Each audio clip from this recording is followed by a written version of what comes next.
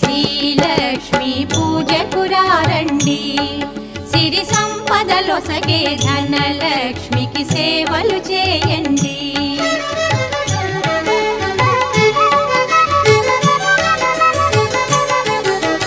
కొలిచిన వారికి కన్న తల్లిగా నమ్మిన భక్తుల కల్పవల్లిగా దయతో బ్రోచే కరుణా